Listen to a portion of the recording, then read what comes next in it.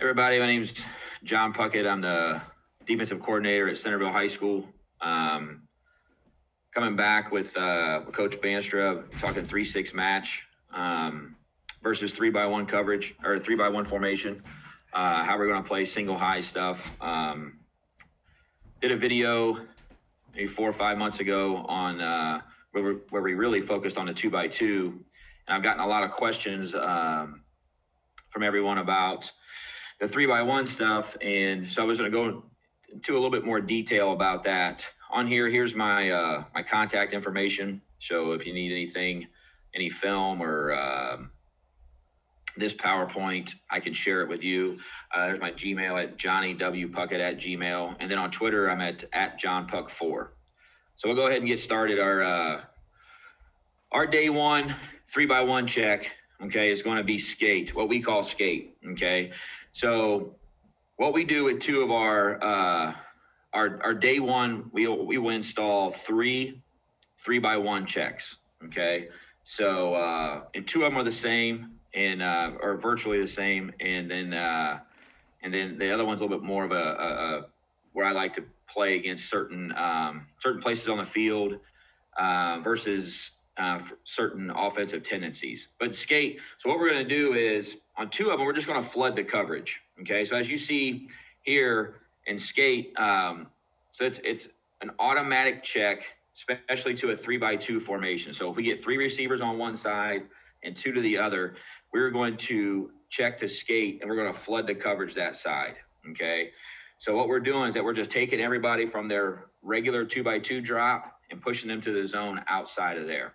Okay, and when we do this, we take one of our inside backers and remove him from the run fit. Okay, so he'll just be a kind of an add-on bonus fold player, and then we'll put him in the drop. So here it is. It's a weak side rotation. We drop 2 players instead of dropping 2 areas. Okay, so as you can see on our last screen here on this from our playbook, so we're going to push 2-1. So when we say push 2-1, we're going to push to the inside of number 1. Okay, we're going to push to the inside of number 2. We're going to push to the inside of number 3. We do that so we don't overlap or overrun receivers, and we're able to condense the field with how they're running their routes. We're able to post snap, insert players, and run the same thing. So if we were going to do something and blitz an inside backer, we can drop one of our safeties in there and play the same coverage. We'll go ahead and start. So corners. Our corners are going to play depth and divider in the outside third, okay? They must tempo their shuffle, their back pedal, all right? We automatically have them, because they're going to end up mid-pointing 2 to 1 if 2 is vertical in the seam. So we automatically have them play on an inside leverage on number 1, but we have them back up a little bit. That way it allows them to see both a little bit better, especially if our guy's in a shuffle. Now, he can't go flying out of there, and also he can't go squeezing the seam real hard. Because one of the things that you always tell them, okay, if 2's vertical, you got to squeeze the seam hard. And what they always end up doing is that they forget about number 1 possibly being vertical, but also if number 1 is shallow or short, right, that they may end up getting some kind of a 7 cut by number 2, and you don't want to lose leverage on that. Okay, he's got to be able to communicate a hitch, or some kind of short route by number 1. He also has to communicate a shallow by number 1. All right, he's got to communicate a cut split by number 1. He's got to pre-snap in this coverage. Everyone has to talk so we can have a better idea of what we may see from the picture the offense is giving us. If number 2 is short or inside, okay, the corner now is going to play number 1 from the top down. Okay, and then on the backside we're going to play Meg. So Meg for us means man everywhere he goes. So elite guys, we can have them press and deny the ball with on down and distance. But most of the time, we always start off playing off man. Our rules in off man are tackle 3-step, deny the ball down the field. Okay, so hitch, slant, out, just tackle the ball. Okay, make sure because there's nobody over top of him. So we want to make sure that we make that tackle. So if we catch, they get it for a 5-yard gain, so be it. We live to fight another day. But they come up, and they miss the tackle, that's going to be a big gain because we don't have anybody rotating over top of them. So the butt curl, fade, post, anything like that, dig, we want to try to deny the ball. And one of the things I was talking about with the corner principles with 2 is where they have to make sure that they're maintaining their leverage. So if we were to get here, our corner lines up, like I said, off, and he's going to be in an inside shade of number 1 to be able to give him the ability to play the seam a little bit better. The only time we won't do that if both guys are inside the divider, okay, or we get a real tight split by both of them. But so he's got to make sure that he gets vertical first, okay? So he's got to get vertical here on his read, and then he's got to squeeze the seam. What I try to tell him, like, squeeze, like when you shake a hand and you go to squeeze the hand, you don't automatically just chomp and clamp right down on it. You shake the hand first, and then you begin to squeeze the other man's hand. It's the same thing here. So we want to get vertical first to make sure we're getting our read, and then we want to start to squeeze or lean into the seam, okay? Because like I said, best thing that happens is this, right? The worst thing to happen is if we get a cut here, a 7 cut, and we end up inside and on top of a 7 cut. So if they run some kind of like wide corner, or they're running some kind of 3x1 smash concept, we cannot lose leverage on our third. I have a clip on here where a guy does that, right? Because anything else that's shallow, so if they run some kind of chop route or slot fade, he hitches, that slot is going to come to you anyways. There's no point in squeezing it real hard. You're going to, remember, if he's shallow, right, you have the free safety to push that inside route to. So we want to squeeze the seam or lean into the seam and make sure we're pushing that guy towards the free safety. Our strong flat principles, okay? This could be anybody, right? So when we present it, we always present it with X's. This could be anybody. It could be our strong safety. It could be our nickel. It could be our outside linebacker. It could be an inside backer for some reason. But on base alignment, he's going to be 6x1 outside of number 2. Okay, he's got to start communicating with the inside backer. Okay, is 2's in a cut split, or they're tight together. Watch for 1 coming across, or whatever. And he must listen for a cut split by number 1 from the corner. Right. So pre-snap communication. That's part of our it's part of a loaf for us. What we would consider a loaf.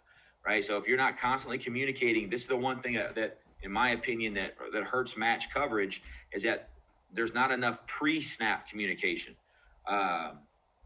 When you're pushing to a 1, the inside of number 1, you're a flat defender. If you get a wheel, you are carrying the wheel.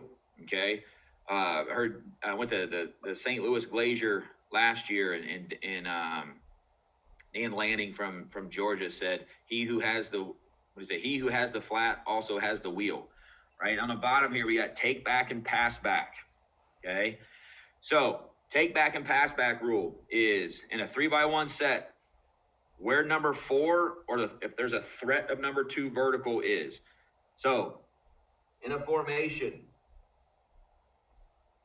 to where you get this, and then there's the line, right? If number 4 is on that side, or if he's lined up as a receiver on the other side. So any kind of 3x2 formation, okay, that is a take back rule for us, okay? So that means whoever you're pushing to, so if you're pushing a 1 and he runs a shallow back across the formation, you are taking him back, okay? You are taking him back across. It's the same in our 2x2 rules when you're a 3-through player, right? So if we have a vertical in the seam, then the 2 linebackers are stacking and taking 3 through the flat. This is the same concept, but at a 3x1. So whoever you're pushing to goes back across the formation, okay? You have to take him back. You have to stack him and take him back through the formation, okay? So if I'm the strong flat defender and I'm pushing the 1, okay, I'm playing what we call a sail technique, okay, which means I'm a 45-degree back pedal pushing to the flat to the inside of 1, and I'm listening for the corner telling me, okay, shallow, shallow, shallow, or under, under, under, however we decide to communicate that. And because number 1 is back across the formation right now, I have to redirect and take him back across the field. I'm not running to him, right? We still have a 5-yard no cover zone. Not taking to it, but I'm stacking him and running him back across the formation. And that goes all the way across the board. So if I'm pushing a 2 and 2 is across, I'm taking him back. If I'm pushing a 3 and 3's across, I'm taking him back, okay? Now, the pass back rule is, and one of the routes that this really helps us on, right? And so if we get, I may jump around here for a second, but if we were to get some kind of, I don't know, say a vertical by 3 and 2 like drive concepts or whatever, some shallow in routes, this really helps us be able to defend this, right? Because our 2 pusher and our 1 pusher can now match these and take these back, and we allow number 3 to run to the middle of the field defender, right? So we get here, we're in our sail technique, and we get a under, right, or a shallow by our corner, right? Our corner will fall off and play the 3rd, and now this the flat defender now redirects and takes number 1 coming back across, okay? The same thing here with our number 2 dropper. Our 2 dropper comes up, he gets an under call, I stack him and take him back across, okay? So that's one of the routes that really helps on. Okay, so the pass back rule, okay? If there is no, the way I tell our guys, if there is no threat of 2 vertical on the other side of the field, or if what we call, you know, we got 4 to this side, then we're passing back. Why? We can pass back any route because now we have a curl flat defender on the other side, right? Because if there's a threat of 2 vertical, right? So whoever's responsible for 2 to this side, and he wheels, he's gone, these guys come across, there's nobody there. But if he's on the other side, right, he doesn't have a threat of 2 vertical. So we can pass every route back across the formation. So that's the biggest deal. So we have to communicate that pre-snap is with a take call, pass call, okay? Our strong curl player, okay, he's the guy that's pushing the 2. It's not just as simple as that. As soon as he gets, because he's out of the fit, okay, so he's playing pass first, and he's an extra player in the run game. He has to hang on 3 just for a split second before he pushes the 2, okay? So, again, the take back and pass back rule was something I had no idea about when I first started running this coverage. It was a concept that was completely foreign to me, and it was taught to me by, I had problems with like 3x1 mesh. We couldn't defend it. So I spoke to a couple guys and then listened to some Coach Tube videos, and that's what got me with the take back and pass back rule. It was the same thing, and I have a clip on where we take back and where we didn't take routes back on 3x1 mesh, and it looks like complete chaos on the field, and we didn't defend anybody. But also with the hang on 3 and push to number 2 for concepts like a stick route, for an RPO. That's what it really helped us on. So especially if we're running this to a 4x1 side, right? So if we get a loaded formation where they're going to run at the high school level, they're not going to run too many RPOs where the back is on the opposite of number 3.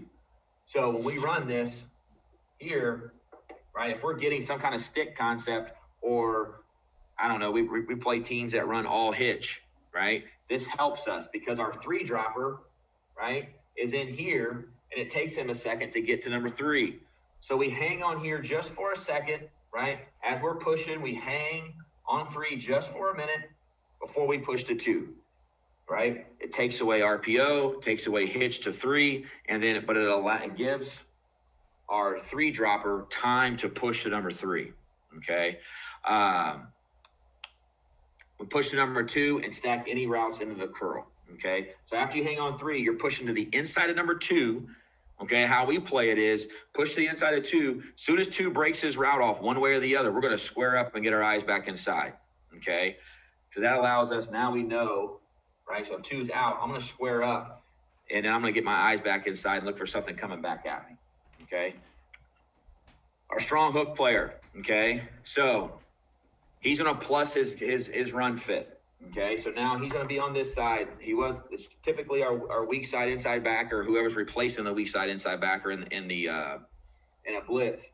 Okay. But he's now going to plus to this side. Okay. So it depends on what the front is or what the call. He'll be an A gap or B gap fitter.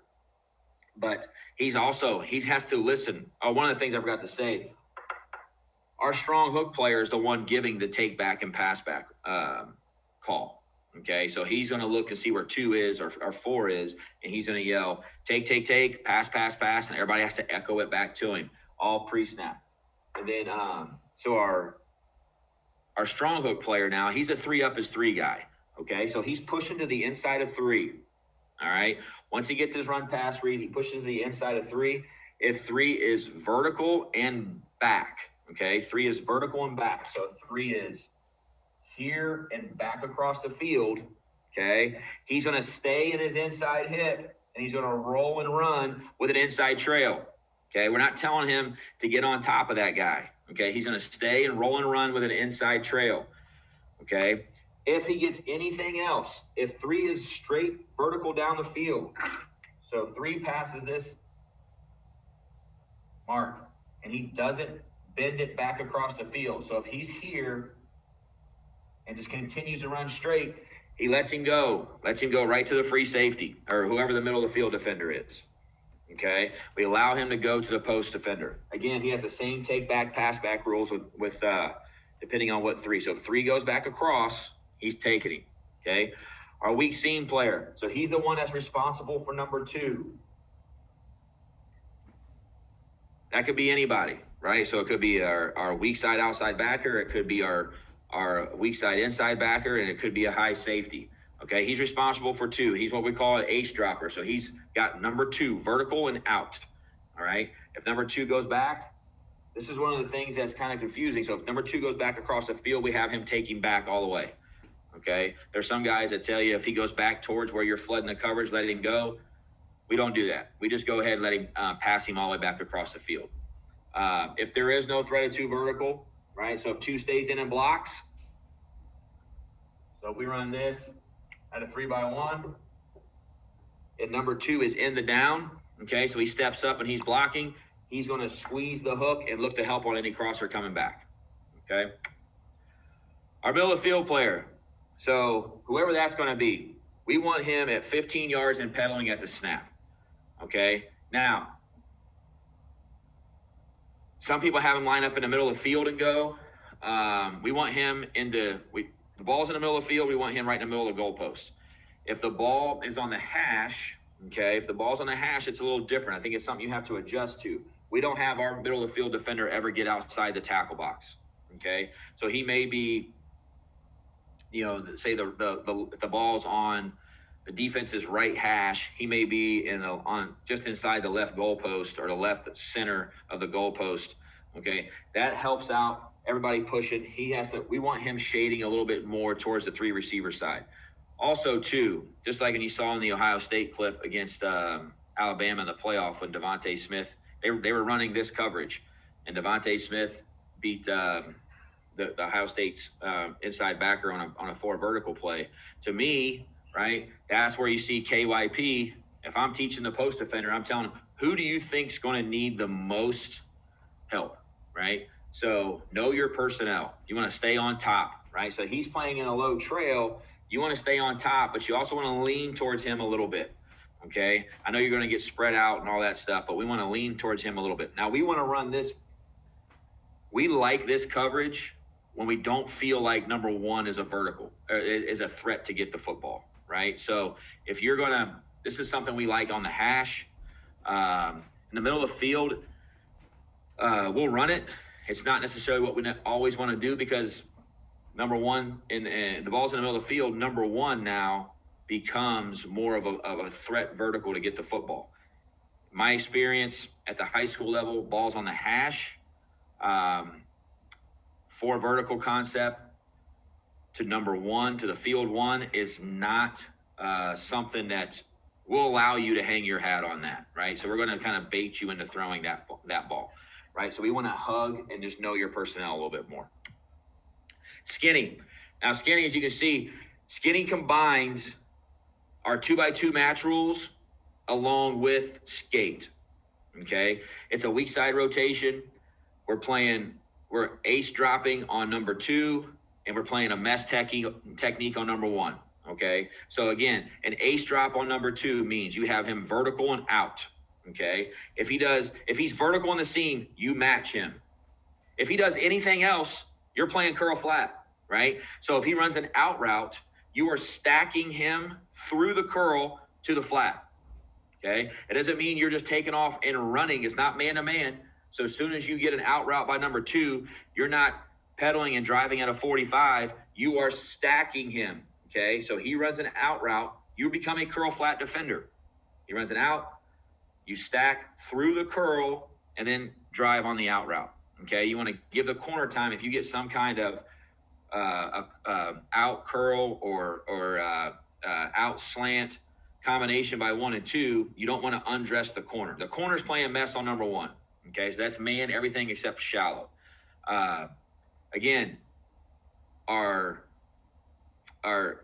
our three, or we have a 2 dropper and a 3 dropper. So whoever that is, so whoever ends up being our strong curl player, you're still the same thing. Hang on 3, right? Hang on 3, push to 2, push to the inside of 2. You're a curl player. Whoever the strong hook player now is, you are get your run pass read, and then you're pushing to the inside of 3, and you're a 3-up player. Everything else stays the same. We're just going to be aggressively matching number 1 and 2 to the field. Or, right, this is something we like to do in the middle of the field, right? Because now number 1 comes into play, in our opinion, right? So number 1 is a little bit more of a threat to get the ball vertical. So now, instead of mid-pointing and leaving a little bit more area for him to get to get the ball, we're going to go ahead and play him in our match rules. So now we can go ahead and defend that a little bit more aggressively, right? Here is the same thing. The coverage structure gives us the ability to play aggressive match on the perimeter, right? So playing rip liz, and then we also have skate and the hook with our inside players. So again, that's why I said we're able to, we day one install 2x2, or we day one install our 3-match or 6-match rules, right? So our rip liz rules, we're going to do that day one. Or we have to have a 3x1 check. So we go ahead and install skate. Since we're doing skate and rip liz at the same time, we can go ahead and install skinny as well. Okay. So the skinny is just a little bit more aggressive way to play 3x1, especially like mesh, vertical. We're going ahead. We really like this against 4 verticals. It allows that we think we can be a little bit thicker, a little bit heavier with our free safety on number 2 and 3 vertical. Okay. Now, one of the things here is a little different that we do is that we give a gone call in this. Okay. We can do this in our 2x2 stuff as well. It's just a gone call for us, just a way for our seam player to communicate to our strong, to whoever our strong or hook player is that this is how we're going to play. All right, this is how we're going to play a fast 3, right? So, and typical skinny rules. All right, so I didn't go over this. So if we get a fast 3, so if we get it, let's say we get that, and that, right? So the typical whatever stick route or something along those lines, right? So we get this. So 3 is immediately stretching us horizontally. In skinny, right, our normal rule in skinny is to play this out like skate, right? We get a fast 3. We're going to go ahead and stack this through to the flat. Fast 3, and he's automatically going to push. He's no longer hanging on 3, right? Because 3's in the flat right now. He's going to go ahead and push automatically and hug up number 2. That's an easier way for us to aggressively match this, okay? That's how we would play skinny a fast 3, right? It just turns into skate, right? It's no different if it's 2x2, day 1. We play, and the back horizontally stretches us. We're going to go ahead and play. We're going to get a push call and flood the zone and play skate. This is the exact same thing. Skinny in the huddle, right? We get a fast 3, turns into skate. Now, if for some reason, which this doesn't happen very often in our, this is usually a game plan thing, right? Or a personnel thing. So let's say we have our nickel personnel or maybe our dime personnel in, which at the school I'm at now, it's a big school. We have that ability to get in multiple personnel packages on defense and match speed with speed. If we were to go ahead and play this and still want to do a weak side rotation, he gives him a gone call, meaning I'm matching 2. Right? I'm not taking 3. We're not flooding this. If we get a fast 3, you have to run through to the flat. You're taking 3 to the flat. So if we were to get this with a gone call, then he stays locked on 2. He's going to open up. He gets a fast 3. He's going to stack 3 through the flat now. Okay. That is the difference between if we wanted to play it out normal, or if we wanted to go ahead and give a gone call and let him run through. Now, this is not a check that we would do in our base personnel, because more than likely, if we're not bringing up pressure at all, that's going to be our that's going to be a linebacker, and especially if we got speed at 3, we don't want him to do that.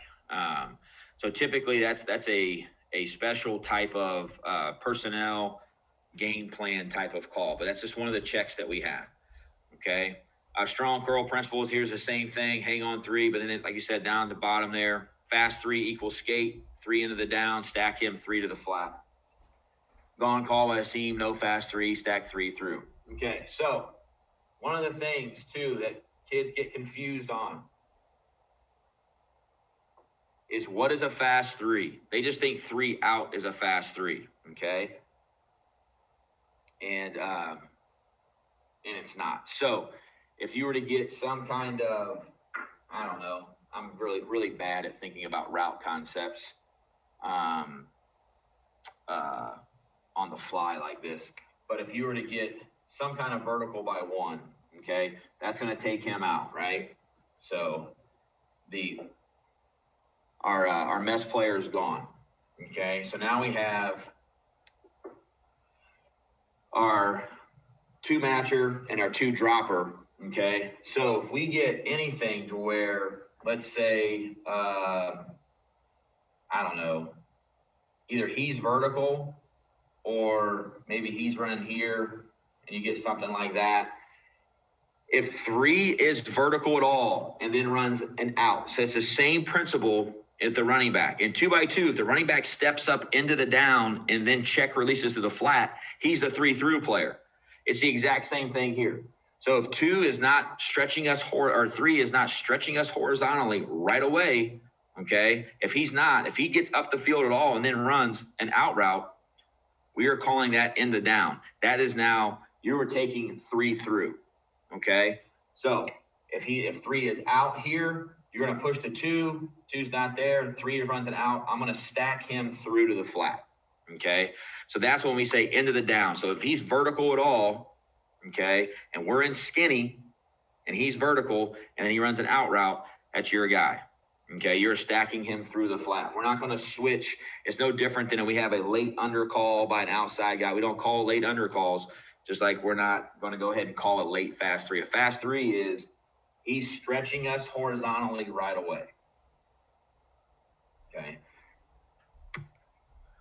Strong hook player is the exact same thing. Nothing changes for him out of skate. Weak seam, again, same thing. Nothing changes. Like, it's skate for everybody except for the field corner and the field seam player are playing, our strong side seam player are playing their 3-6 match rules, okay?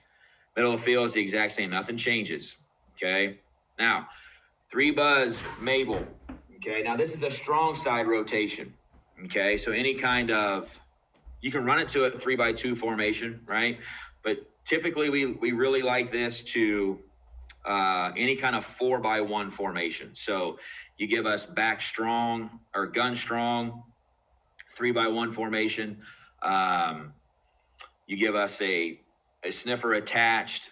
If you go true empty and you go 4-by-1, we really like this against a lot of RPO teams. We like this against a lot of jet sweep teams. So it's a strong side rotation. As you can see here, what we're doing, we're still flooding the coverage. Okay, this is still what we would consider an area call, right? So we're playing zone. So we're still flooding the coverage. The difference is that we're changing the parts, right? So, and this is why I say how you can install all these on day one and still be okay, because to our flat defender, it's the exact same thing as skate. To our corner, it's the exact same thing as skate. Okay.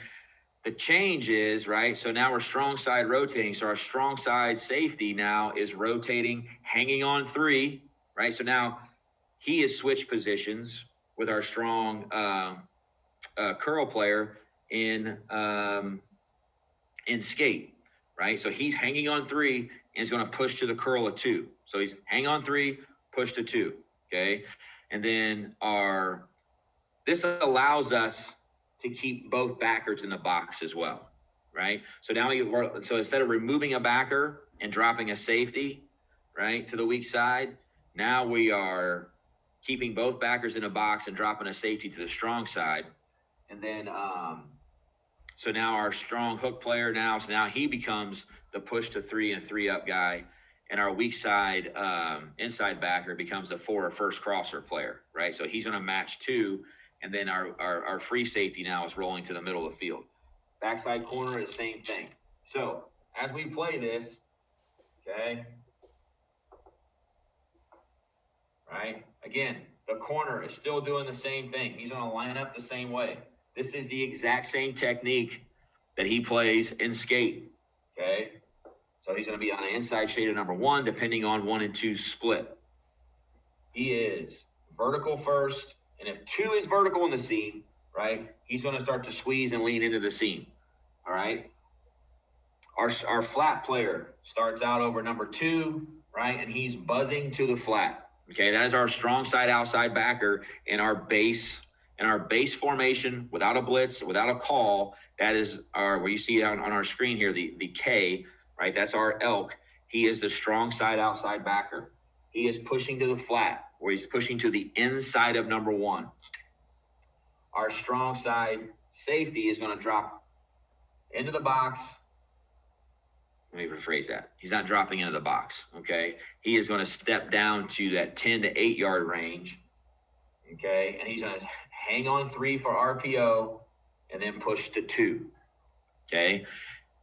And then our base inside, in our base formation, this would be our Mike linebacker, okay? He is now the push to the inside of 3 and the 3-up player. So we've gotten into the same thing in our backside, our free safety push to the middle of the field. And then our weak side inside backer now is responsible for 2 vertical, okay? In our base personnel. So now we've gotten into the same thing, okay? This is the exact same coverage as skate. We've just now changed the parts. Okay, so to the quarterback or to the offense, it looks like a different coverage, but it's the exact same thing. We're still getting 4 over 3, and we're flooding the coverage to that side. We're just changing the parts. Now, to me, what we've had the most success with has been the 3 Buzz, because one of the things that makes it easier to match these receivers or to match these zones, and our safeties are coming from depth, right? So everything's in front of them. They can see the whole field.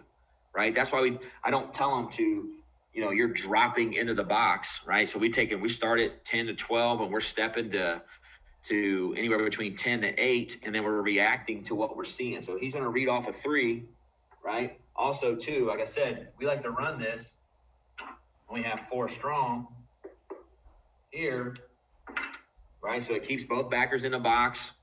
Plus, we have the RPO taken care of. So if they run inside zone with a bubble RPO, we should have two guys coming. We have a force guy, and we have a guy coming inside out on it. And then if they run some kind of RPO with a slant here, right? We have three that's hanging on three. He's not clearing three until the quarterback pulls the ball out, right? Then he's going to go ahead and push to two. So there, and then we also have had a lot of success with this formation out of bunch trips, or running this coverage out of bunch trips. We've also had a lot of success with this from the hash, teams running four verts. I think it makes it easier for the safety to be able to play and see and be able to help the strong hook defender on four verticals. I think he sees it better because he feels like he's going to it, as it feel like maybe he's pedaling away from it. We like it against sprint out, right? Against sprint out, we seem to match the levels a lot better because he's not down at the same level as the receivers. He's coming down, so we're able to match those levels a lot better out of like some kind of sprint flood formation. Okay, so this coverage is probably our favorite 3x1 check we've had the most success with. Again, great versus sprint out stick concepts. We like it versus stick because we get a guy outside of number 3 right away. Okay, we have a guy outside of number 2 and a guy outside of number 3. Again, but we're still hanging our hat on a middle of the field coverage. So I've shown you 3 separate ways to play 3x1 with one high, right? And you don't have to teach them anything new. Skate and Buzz are the same thing. We're just changing the parts. And then skinny and 2x2, your regular 3-6 match are similar rules, right? Except for we're just going to match 1 and 2 a little bit different, right? So it's giving the defense or the offense a different look, right? It looks different post snap, but it's the same for us, right? So we're able to stay simple and give you 3 different checks, and all 3 of those things begins to install on day 1, right? So day 1, we're installing 4 coverages, right? But we're really not. We're basically installing 2, and then the kind of the fun part, in my opinion, of running these coverages is being able to change who the 4th rusher is, right? But still being able to play the same stuff, and we're just changing the parts, right? So, and then our 2 high safeties are the ones that end up making guys right. So if we end up bringing a will and still run this, we can just change the parts, right? We can bump guys over, we can slide guys in, and it looks different, but it's the same to us, right? That's why one of the things I like about running the 3 high match stuff, like the 3 and 6 match or the Rip Liz principles, is it allows the flexibility to be able to defend a lot of things. But it is there's a lot of stuff to install early. And I think that's where guys get overwhelmed. When you first start talking to guys about it, they start thinking about what it takes. Like early on, they feel like they're going to overload their guys and their assistant coaches, and it can feel that way in the beginning. But once you get rolling and you're like on day 5, day 6, and you're still doing. Plus, you had all summer in Ohio. We get this year, we're getting unlimited days in the summer, so there should be no reason why once we hit August 1st, because this year we basically only get 2 weeks of practice and we're playing week 1. There should be no reason why we can't have everything installed and matching the receivers the right way, right? Because we should have a lot of time of working through this. It's not like when if you have 7, 8, 9 different coverages, right? You have to spend a little bit of time on a lot of coverages. We have to spend a lot of time up front on a few coverages because there's a lot of little details that have to be make sure that they're ironed out with everybody. But we keep doing the same thing. We just repeat. Now we can really start getting into a lot of high speed, high quality reps. And the same thing here with when we're flooding the coverage and in skinny, it's still the same take back, pass back rules. Like there's no rule that says that we have to run 3 Buzz to a 4x1 formation. We can run this when the back's on the other side, no problem. Right? Because This is one thing I tell our guys all the time. I just had a meeting with some guys, and we just installed I installed all three of these in literally 20 minutes in terms of on the board and having them taking notes. And one of the things, even like multiple formations, you get a bunch of guys that do a lot of, empty switching and anybody that does a lot of pre-snap motion, anybody that does a lot of, trades or where they start off in 3x1 and all of a sudden they shift to a 2x2 or whatever. Like, that's going to be tough on anybody, especially 15 to 18-year-olds, right? So one of the things that we always tell them is that you don't know your position. Know what your responsibility is in each coverage. So I need to know my base stuff. If I'm the weak side inside in this drawing here, I'm the will linebacker, right? As the will linebacker, I need to know that I'm relating to number 2 weak, right? I'm relating to number 2 weak, wherever he's at. If he's on this side, now I know we're passing everything back, right? And so I'm a 4 first crosser guy. So that's who I'm relating to. He's on that side. He's no threat to me. I'm squeezing everything back. Same thing here. I know that if I'm the strong hook player, I'm relating to 3. Okay, if I'm the curl player, I'm relating to 2. If I'm the flat defender, I'm relating to 1. So no matter what formation they get in or what it ends up being, when it starts to give us a pre-snap picture and then they shift to something else, it doesn't matter. I relate to 2. I relate to 3. That's what they have to know. And that's why I draw this up in X's, because it could be anything, right? We could call in this formation, we can say we like to run 3 buzz out of this. Okay, well, we're going to run 6 skate out of this. So now when we run 6 skate out of this,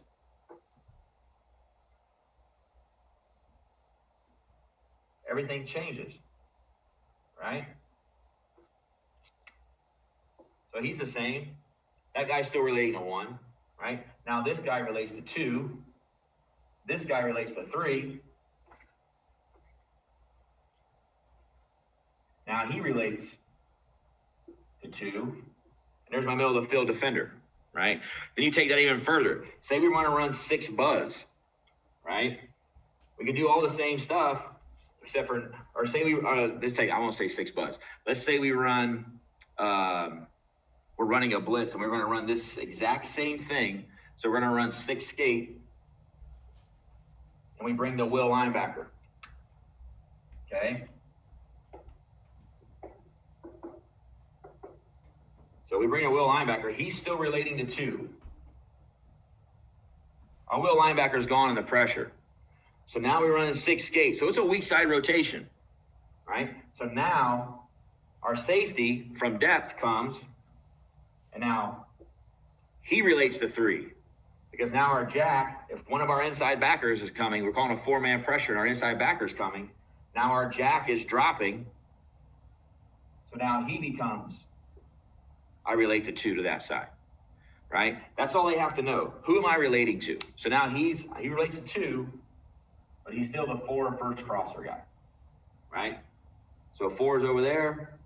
Now I'm squeezing everything back and look for something coming back across. That's why it doesn't matter what position you play. You have to know, who am I relating to? And once you get that, and I think that's the one thing you can't do enough, you got to constantly ask questions about that, then you're going to start to be able to see the benefits of this. Because once you get rolling in it, it's really fun. I mean, I like it. I enjoy it. I think the kids really like it too. All right.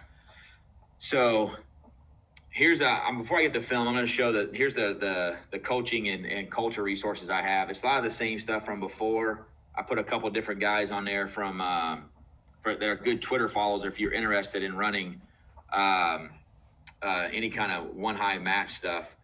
But I think there's 2 books I added on here from a culture standpoint. The Culture Code is written by the same guy that runs the Talent Code. Or maybe I think I added a Talent Code. I don't remember. One of those 2. Those are 2 really, really good books. And then the other one is The Subtle Art of Not Giving an F. That's a mind-blowing book. Lets you really know that book is really, that had a big impact on me, but you can apply it to anything you do culturally in your program. It's fantastic. For a guy like me that likes to use the F word a lot, it really made a hell of a lot more sense to me. And then the ideal team player, that was something I used for when I like to hire and I interview guys. Bluecollargrit.com is a great blog to get on and learn about culture and gives you different activities to do. And then a good follow is Coach Slade, Slade Calhoun. He's a head coach down in Tennessee and Memphis, I believe. Coach Kogan is a very good resource for anybody that's wanting to run one high match defense. Obviously, Coach Barty is really good. And both those guys, both Coach Kogan and Coach Dante Barty, have great Coach Tube courses to go take a look at. And then Coach Vass is fantastic. Like if you're a defensive coach and you're not on his Make Defense Great Again podcast, or you're not listening to it, and if you're not on, like, I would highly suggest any defensive coach to become a member of his Patreon. The unlimited resources that is on there is unbelievable. The amount of film that's on this, like, if you're a one high guy, the Cincinnati film that's on there, the Alabama film and clinic teach tape on there, and the Georgia clinic film and teach tape on there is worth the money, period. That is unbelievable. And then the other guy that I met on the Discord channel for Coach Vass, I think I'm saying his name right, Coach Salami. He's got an extensive knowledge of playing one high match stuff. So I would highly recommend all that. Now I'm going to go to I got like 15 clips on here of stuff. I'm kind of limited with my film since I resigned as head coach. So now I got some stuff that I'm kind of blending in here. Here's quite a few years ago. And here we're running 6 skate to this. This is technically an empty formation, right? But everybody's relating to someone, right? We have a mug look, and this is not a great rep by us, and obviously not a great rep by this offense because we have guys running wide open. But we get a fast 3 up top, right? So they're running bubble. This is one of the things that was hard for this flat defender all year to understand is that you're not running to him, right? That route right there is 5 yards behind the line of scrimmage. We don't want to cover that, right? So he should have been widening, and then our push to 2 player, I can blame him. Our push to 2 player is that guy. I can blame him all I want for not getting out there, but I'm unbelievably dumb for having him line up there and then telling him to push his butt all the way out here. That was stupid on my part. That was one of those things that looked great on a board because those X's and O's don't move. And then once the ball snapped, I forgot that those circles are allowed to move. And that was just stupid on my end. So we're outnumbered in every facet right here. And by me doing that, I put the free safety, right, the middle of the field defender, on a really bad island here. But here's a good job of this corner down here at the bottom, who's playing at Indiana Wesleyan, who's also a 3 high match team, or a 1 high match team. If you want to, their coach has got a great thing on YouTube too. That's really good. But he does a good job of cutting off a 5-star receiver that went to Ohio State, of really squeezing him into the boundary and making it really hard for that quarterback to put the ball in there. Okay, here's us running 6 skate again. Okay. Here, I want you to focus on the 2 backers. Okay. We don't play it like this anymore in terms of this strong side outside backer. Now, he's literally turning his back. He's just looking at one and making his drop. We did, in the beginning, I did play it like that. I don't do that anymore. Now we do a 45 drop where he's still facing everything inside. So if he gets leveled now, we do that just like how you would have a cover 2 corner play the flat. So he's on a 45 angle. If he's getting vertical here, he doesn't want to get leveled. So we have him be able to face his hips and open up and face his hips towards number 2. So if he's getting leveled, he's able to play the level, the second level route along with being able to come down and rally to the flat. But also, this is a great job by, okay, this is our push to 2 guys. So we hang on 3 and push to 2. This is a good job of him reacting and being able to get to number 2's hip.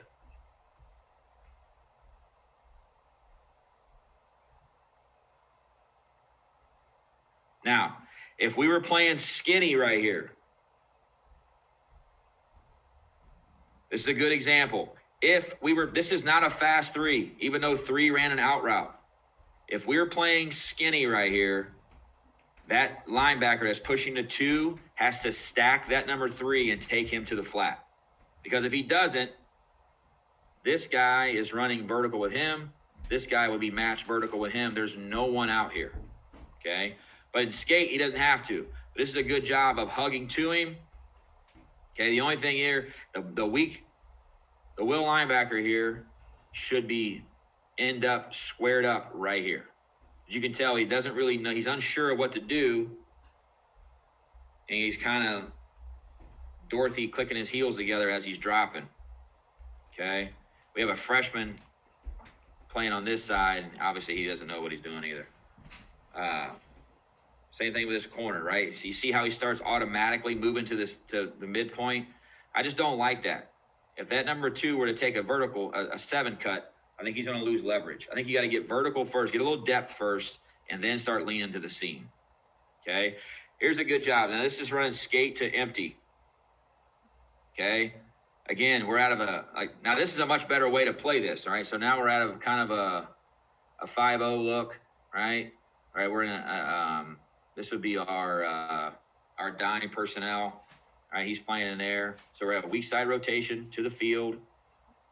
Here's our strong 2 dropper. Here's our 1 dropper. He should be dropping in the middle of the field, or in middle third, or deep third, right? This is the benefit, right, of dropping down and not, see how he doesn't automatically just start to drive once he gets an out route? He's looking to stack that first, and it allows him to play the, I don't know, I call it a pigtail. That guy pigtailing back inside. Okay, now it helps him if the receiver drifts up the field, obviously, but that's good on our part, right? So he's able to cut him off and beat him to this on a slant route. Okay, so here is what I'm saying about the corner, right? Watch the corner here to the left, right over here. Right? He's not tempoing his route. First of all, his back foot looks like it's at about 11 yards off the receiver, and he's lined up on the divider. Okay? Again, he gets too high, 2 on top, because he starts off with too much depth, and he starts to squeeze the seam too early because he's not tempoing his pedal with number 2's pedal, or number 2's drive, and then now he loses leverage on the 7 cut. Like, that guy's wide open, right?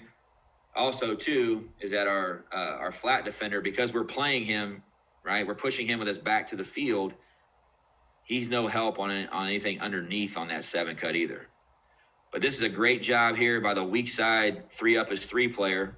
This is a good job by both linebackers, right? He pushes. What I like about this backer here is that he pushes. As soon as 2 makes his cut, right, he squares up, right? And then our 3 up as 3 player, right, 7-on-7 linebacker drop here, so no run read, he just goes to him. And then, but this is a great job of him pushing to his inside hip, get a little bump, he plays an inside trail. Quarterback has nowhere else to go with the ball. Okay, here it is, playing it with a safety insert, right? So now, that's the high side weak safety. We're bringing this backer, so he's replacing him in the passing game, not in the run game. All right, so he plays it from depth at 10. This is our weak side outside backer, like I was just telling you. So we're bringing him. Now he's dropping and relating to 2. Anytime we get pistol, it's automatically a take-back rule. Okay, anytime we get pistol, it's an automatic take-back. Just makes it easier for our guys. Again, trying to throw the ball to 3 coming across.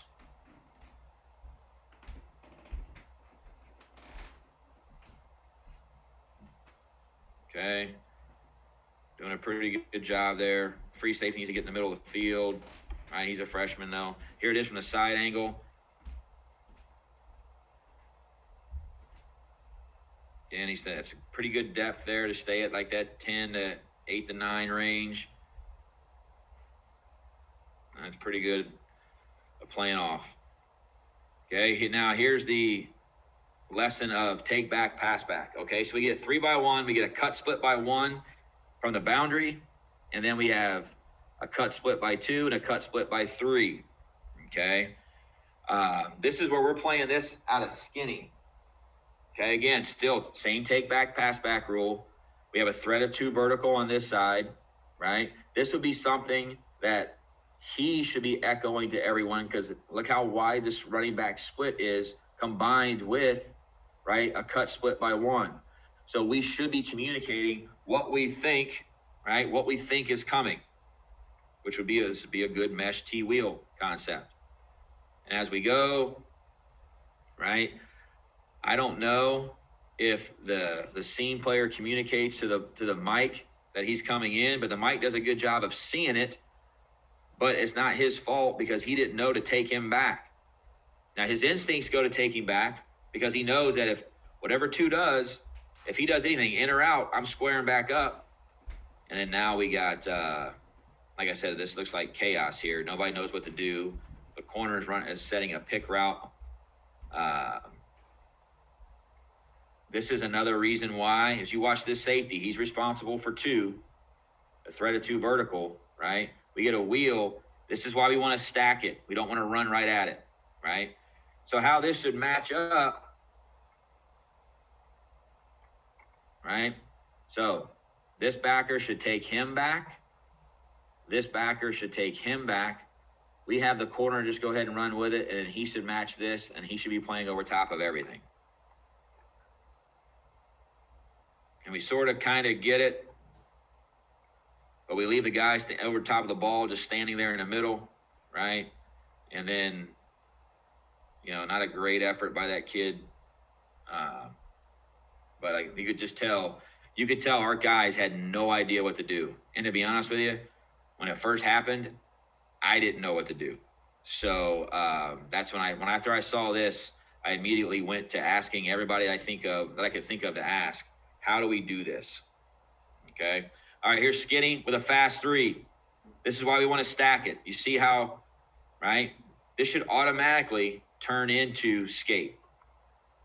So he should flood this, stack the 3 through, and he should be going hard right now to push into the inside hip of number 2. Pushing really hard into the inside hip of number 2. Okay. If we do that, right, because it's number 3's in a no cover zone. He's at 1.5 yards depth right now, and we have a guy driving on him. Okay, everybody else plays it all right. Linebacker does a good job of fighting to get that thing out of there. Here's Skinny again. This is a good job of our linebacker reading it. Now he doesn't know. My coaching point on this is that that's not 3 vertical. But he opens up and drops and sees this and thinks it is. Again, no threat, right? Backer is the running back. There's no threat of 2 vertical, right? So this seam player now is squeezing and looking to help on the first crosser. He just reads the quarterback and goes back and plays. Not a great throw, obviously. It's not really a great play by anybody. But it's a good play of having our inside linebacker being able to push to the inside of 3 and run with 3 vertical.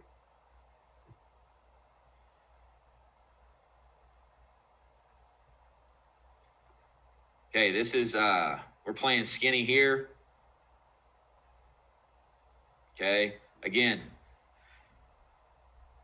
that is not a fast 3 to us. Him getting up the field, okay, is Skinny. It's a good job. The only thing is that when we coach this guy here, you see how he stops his drop a little bit, slows his feet down.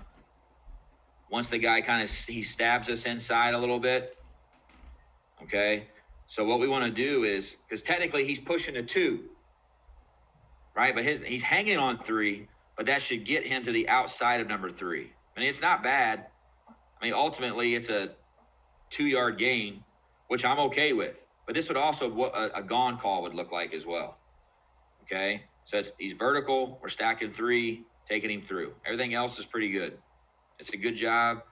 It's a good job by this seam player here of not just driving. See how he's stacking, staying square, getting his eyes back, letting the quarterback take him to the flat. Okay, here's 3 Mable. Okay, so we're running 3 Buzz. This is typically our Buzz defender here, right?